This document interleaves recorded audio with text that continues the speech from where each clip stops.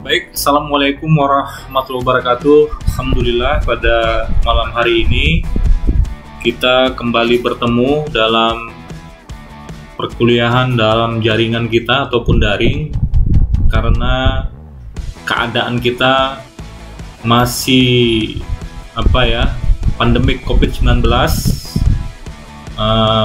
dan ini memang situasinya sebenarnya tidak kita inginkan, tetapi karena memang kondisi yang menuntut kita harus belajar melalui jaringan, kita harus lewati ini. Dan alhamdulillah malam hari ini kita sudah masuk ke pertemuan ke-6. Pada pertemuan ke-6 ini saya akan memberikan 9 pilar di dalam kegiatan bisnis, yang bukunya ditulis oleh salah satu mentor bisnis Indonesia ya, Coach Fahmi ya. Jadi nanti saya akan memberikan satu pemahaman yang sifatnya lebih teknis berdasarkan buku yang beliau tulis ya, tentang bagaimana membangun UKM di Indonesia. Jadi kalau pertemuan-pertemuan sebelumnya itu banyak kita bicara tentang aspek soft skill-nya. Soft skill itu artinya yang terkait dengan motivasi, mindset ya, komitmen dan kemauan dalam diri kita sendiri dulu. Jadi sebenarnya memang yang paling terpenting adalah membangun mindset-nya dulu. Artinya membangun suatu kemauan yang kuat untuk menjadi wirausaha. Insya Allah di materi-materi sebelumnya itu sudah saya berikan secara detail lah, saya kira, karena sudah 5 kali pertemuan, dan harapan saya sudah terbangun satu motivasi yang baik ya untuk menjadi seorang entrepreneurship. Itu namanya soft skill. Ketika kita punya keinginan, ketika kita punya komitmen, ketika kita punya motivasi, ketika kita sudah punya satu pola pikir untuk ingin mendapatkan sesuatu, itu berarti kita sudah punya soft skill. Nah, nanti soft skill itu diiringi dengan satu sifat-sifat lainnya, diantaranya misalnya keuletan, keseriusan, ketekunan, kejujuran ya, tidak mudah menyerah, kemudian kreatif, inovatif, dan lain-lain. Itu merupakan sifat-sifat terpenting yang harus dimiliki oleh seorang entrepreneurship atau seorang wirausaha. Tapi sayangnya itu tidak cukup sebagai modal kita untuk melakukan kegiatan usaha ataupun entrepreneurship kalau tidak diiringi dengan kemampuan yang namanya hard skill. Hard skill-nya adalah kemampuan teknis yang harus dimiliki oleh semua orang ya, agar apa yang dia kerjakan itu memang berdasarkan pengetahuan ya, bukan asal-asalan, bukan tidak ada dasarnya begitu. Jadi yang sekarang ini kita pelajari di kampus dengan berbagai macam mata kuliah di Sekolah Tinggi Ilmu Ekonomi itu sebenarnya kemampuan hard skill. Bagaimana kita belajar tentang manajemen keuangan, pemasaran, begitu ya. Bagaimana kita belajar tentang manajemen produksi, bagaimana kita belajar tentang studi kelayakan usaha, dan lain-lain. Nah, jadi di materi berikut ini, saya lebih banyak bicara tentang aspek teknis yang harus kita miliki, aspek hard skill-nya, kemampuan ataupun pengetahuan yang harus kita miliki apabila kita ingin menjadi seorang entrepreneurship. Supaya apa? Supaya nanti ketika kita mengelola suatu usaha, kita memahami secara baik ya, secara teori ataupun secara pengetahuan yang memang sudah banyak ditulis oleh para mentor-mentor bisnis yang mereka juga sebenarnya sudah cukup berpengalaman di dalam kegiatan usaha. Bahkan mereka bukan sekedar teori, tetapi mereka juga sudah mempraktekkan kegiatan-kegiatan bisnisnya. Jadi salah satu materi yang ingin saya berikan pada malam hari ini adalah materi yang saya ambil dari bukunya Coach Fahmi strategi anak muda bikin bisnis UMKM go internasional. Di halaman 38 dia menyebutkan ada 9 pilar bisnis. 9 pilar yang harus dipahami ya, dikuasai, didalami ya, apabila kita ingin melakukan sebuah kegiatan entrepreneurship atau kegiatan wirausaha. Jadi boleh dicatat ya, kita sama belajar seperti perkuliahan, boleh dicatat, ditulis, karena nanti setelah selesai materi yang saya sampaikan melalui Google Meeting ini akan ada tugas yang Anda harus buat di smart learning-nya ya, sebagai bukti bahwa kita sudah melakukan pembelajaran. Oke, jadi yang pertama yang harus kita kuasai ataupun pahami di dalam kegiatan wirausaha, pertama namanya omset. Omset boleh dicatat ya, omset.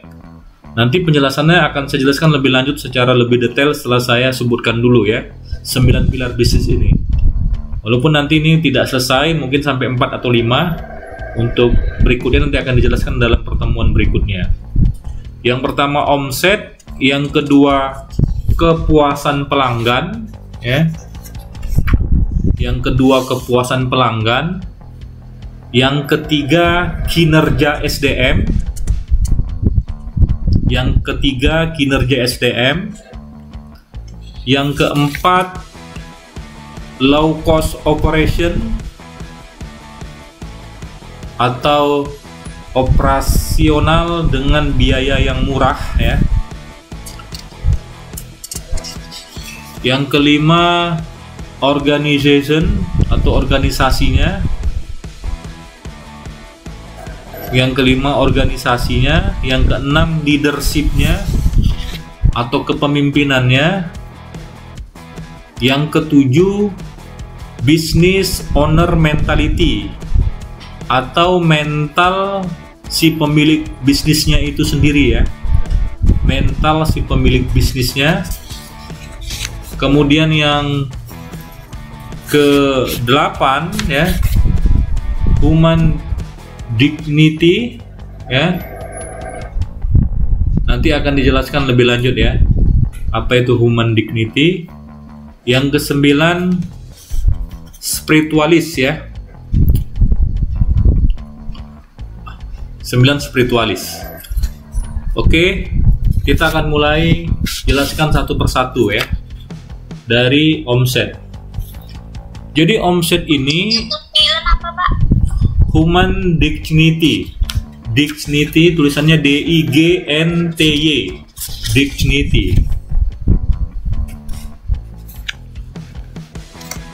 Oke ya. Saya akan mulai dari pertama omset. Jadi omset ini adalah target dalam melakukan kegiatan usaha ya, kita harus punya omset. Kalau tidak ada omset berarti tidak ada masukan begitu. Ya. Omset ini adalah ya sesuatu yang kita ingin dapatkan dalam kegiatan bisnis. Jadi transaksi-transaksi yang kita lakukan itulah omset nanti yang akan menghasilkan uang. Artinya begini, kalaupun kita mau melakukan kegiatan usaha ya, membuat sebuah proposal kegiatan usaha, yang proposal ini akan kita tawarkan kepada pihak investor atau pihak lain yang ingin bekerja sama melakukan kegiatan usaha, maka yang akan dilihat pertama itu adalah proyeksi omset yang akan diperoleh dalam setiap bulan. Jadi omset inilah yang akan bisa menggambarkan berapa, pertama ya tentunya keuntungan ya, laba bersihnya. Laba bersih itu kan omset dikurang biaya-biaya begitu ya. Kemudian kalau dia investasi dalam jangka waktu yang panjang, itu akan menggambarkan tentang kapan break even point, atau break even point itu adalah balik modal. Jadi kalau kita buat usaha, karena ada biaya yang harus kita keluarkan, bisa mungkin sewa ruko, membeli peralatan-peralatan untuk aktivitas bisnis kita. Kalau di rumah makan berarti ya peralatan-peralatannya ya, peralatan masak, kemudian meja kursinya dan lain-lain, itu semuanya kan harus dibeli, dan itu kan sudah menjadi biaya. Belum lagi nanti namanya fixed cost-nya, biaya tetapnya ya, biaya sewa listrik, kemudian biaya karyawan, itu semuanya biaya. Maka karena ada biaya yang harus dikeluarkan, maka harus ada omset yang jelas. Nah, omset ini adalah proyeksi pemasukan yang bisa digambarkan ya oleh si pengelola bisnis. Nah, maka kita harus bisa membuat sebuah proyeksi berapa omset yang akan kita dapat apabila kita melakukan kegiatan usaha. Jadi kalau memang usaha itu baru dimulai, maka tentunya kita harus bisa buat proyeksi. Tapi kalau memang usaha itu sudah berjalan, maka omset ini menjadi penting ya, terus mendapatkan perhatian kita untuk agar dia terus meningkat omsetnya ini atau pemasukan. Maka tindakan-tindakan yang bisa mengarah kepada peningkatan omset itu harus benar-benar dilakukan, betul-betul harus fokus. Misalnya apa? Bagaimana cara kita untuk menambah omset? Ya mungkin harus bisa menjual produk lebih banyak, begitu ya kan? Atau mungkin melakukan ekspansi, apakah menambah cabang ya, atau membuat ya, ataupun memperlebar pasar ya, atau membuat varian-varian produk, atau mungkin menambah jumlah sales kita, tenaga marketing kita, atau mungkin mau membuat dengan model reseller. Yang intinya bagaimana kita bisa menjual lebih banyak, bagaimana kita bisa meningkatkan volume penjualan kita agar omset kita itu kemudian meningkat secara terus-menerus gitu.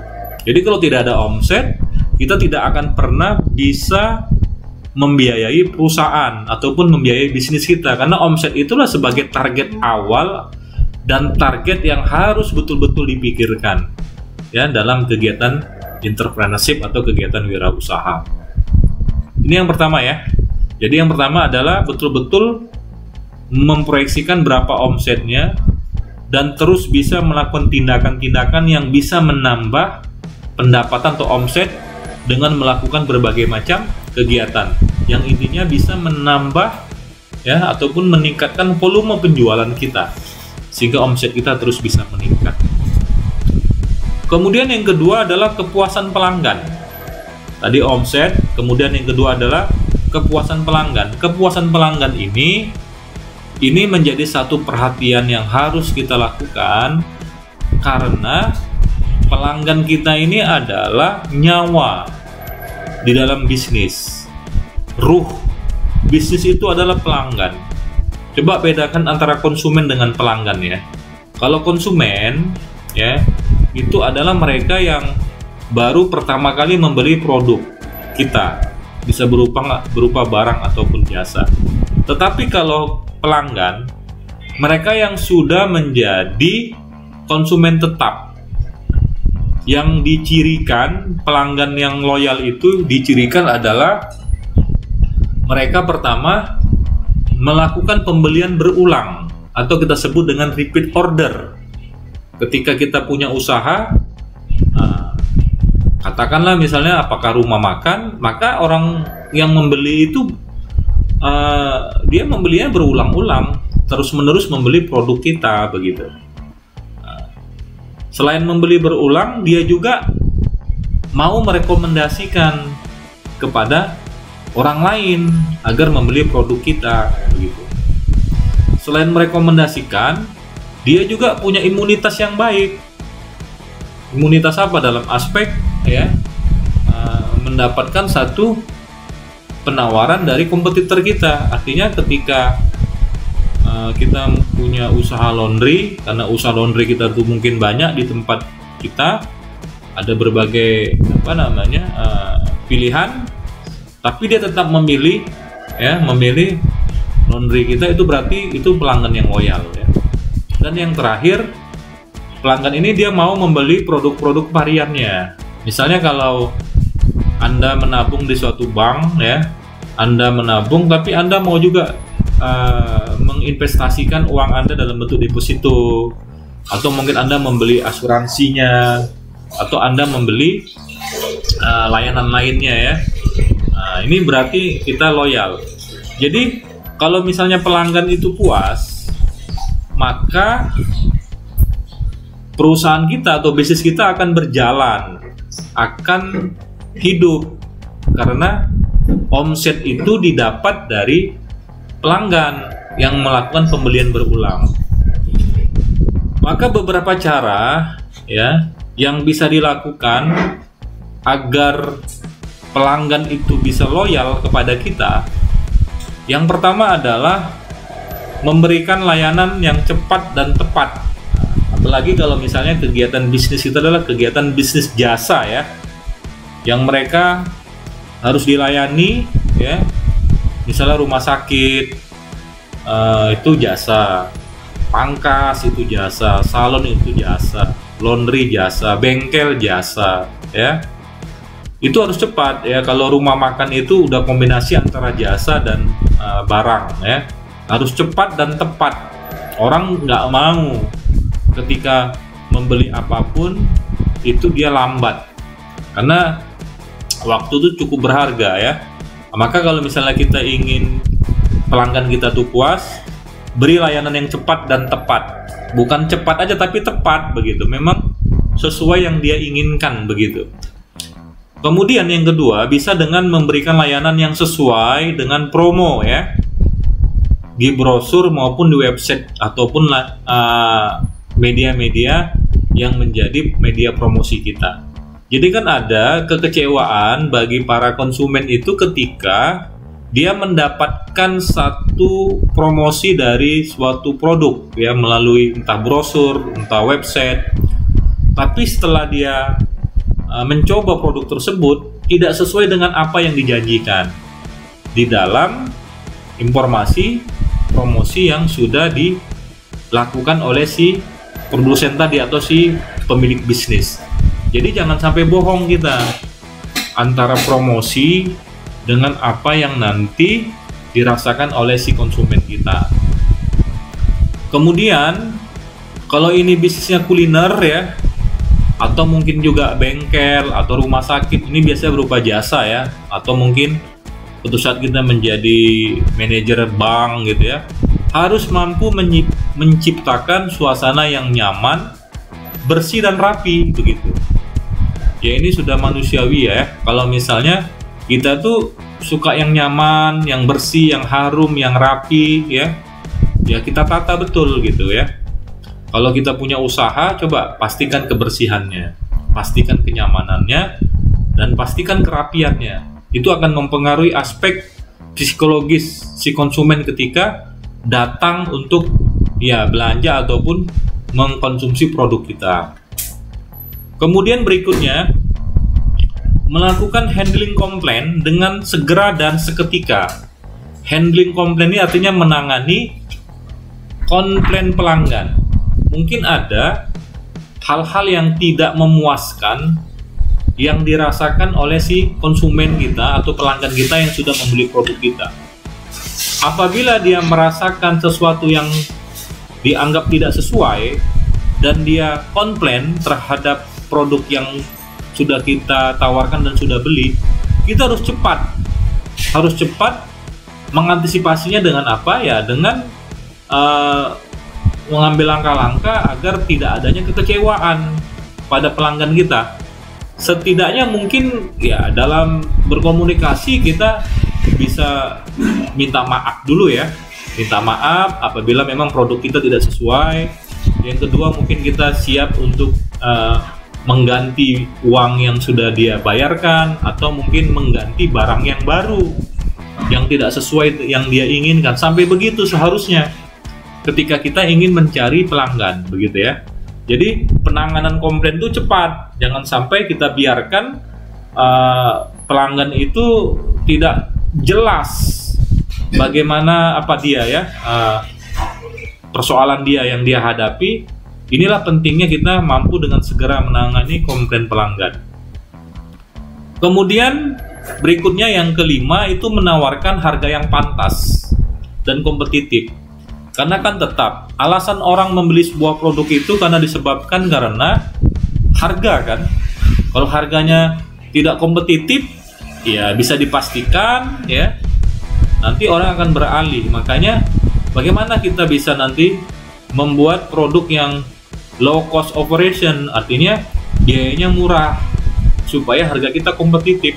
Apalagi produk-produk yang memang sudah diketahui rata-rata harganya begitu ya, macam rumah makan, laundry, pangkas, bengkel, atau barang-barang yang memang orang tuh sudah bisa memperkirakan berapa sebenarnya harga rata-rata yang harus mereka keluarkan untuk membeli produk tersebut. Kalau harga kita tidak kompetitif, pasti pelanggan akan lari ya. Jadi penting kita memahami tentang memiliki satu penawaran harga yang bisa berkompetisi.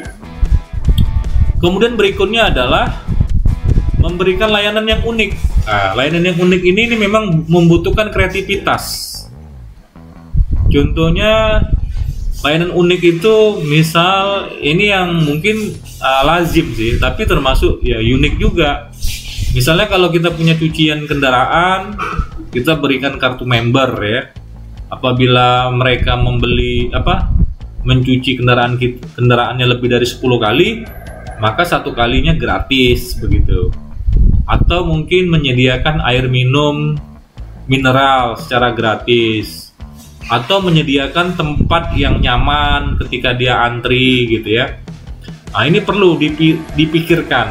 Mungkin perlu ada satu cara misalnya melakukan yang namanya ATM ya, amati tiru modifikasi, atau melakukan perenungan-perenungan atau membaca jurnal-jurnal penelitian tentang bagaimana mengelola bisnis ya. Kalau saya dulu pernah tahu di wilayah Bukit Barisan ya, ada satu restoran ayam cepat saji yang merek Labaik itu dia ramai pelanggannya. Biasanya setiap hari Sabtu dia sediakan balon ya, dan diberikan secara gratis kepada anak-anak balita yang orang tuanya belanja ayam di sana, membawa anaknya diberikan balon. Nah ini biasanya membuat anak-anak itu minta lagi ke sana begitu ke orang tuanya, karena gara-gara ada diberi kasih balon dan lain-lain ya. Itu namanya layanan yang unik.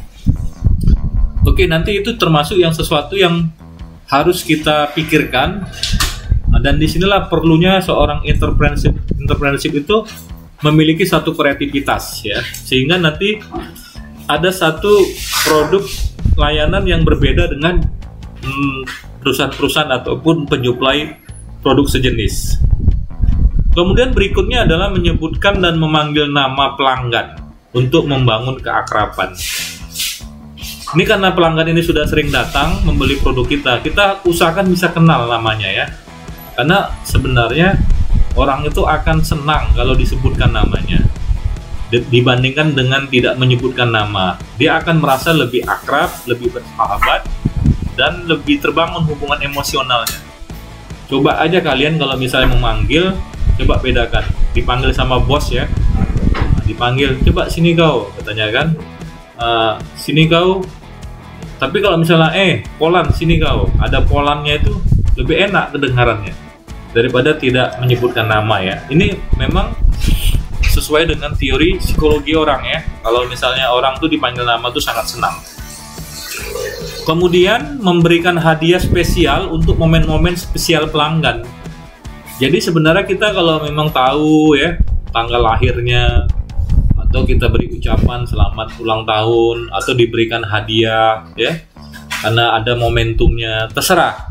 Yang penting seperti memberikan perhatian khusus ya kepada para pelanggan kita. Ya mungkin caranya sangat banyak ya, nanti bisa dicari juga idenya seperti apa, sehingga ini akan juga menjaga dan mempertahankan hubungan kita dengan pelanggan. Maka dari itu kita harus juga memiliki yang namanya database pelanggan. Nah, jadi bagaimana caranya pelanggan itu kita tahu namanya, tahu nomor handphonenya, tahu tanggal lahirnya ya. Ya mungkin bisa dibuat semacam Google Form ya, atau mungkin kita buat semacam buku tamu atau bagaimana ya, strateginya lah intinya ya. Nah, ini penting supaya kita tidak kehilangan pelanggan kita. Apalagi sekarang sudah ada metode dengan digital marketing ini atau media sosial kita, WA dan lain-lain ya. Apabila kita punya daftar nama pelanggan itu kan biasanya kita lebih mudah mengkomunikasikan produk kita. Makanya kalau yang dilakukan semacam Indogrosir itu kan membuat kartu member. Jadi untuk mengisi kartu member itu kita harus data dulu namanya, alamatnya, nomor handphonenya. Data yang sudah diinput itu kemudian nanti digunakan untuk mengkomunikasikan ya produk-produk yang dipromosikan atau produk-produk baru, atau mungkin ada hal-hal yang terkait dengan informasi perusahaan. Itu terus menjaga hubungan antara pelanggan dengan produsen gitu. Ketika nanti produsen tadi menyampaikan ini kepada pelanggan, pelanggan merasa mendapatkan perhatian dan kemudian dia terus teringat dengan produk tersebut, sehingga dipastikan si konsumen tadi atau si pelanggan ini tetap akan berupaya melakukan pembelian kepada produsen yang tadi yang terus menerus memberikan penawarannya. Kemudian terakhir adanya jaminan after sales ya. Jadi after sales ini ketika beli dijamin kalau rusak nanti diperbaiki. Makanya ada istilah garansi itu sebenarnya juga untuk menjaga agar pelanggannya tidak lari ya, atau pelanggannya menjadi loyal dan kemudian merekomendasikan kepada kawannya atau merekomendasikan kepada orang lain untuk supaya membeli produk tersebut. Oke, sampai di sini bisa dipahami ya? Bisa. Oke ya. Baik, nanti untuk materi berikutnya akan saya sambung. Saya akan absen dulu ya.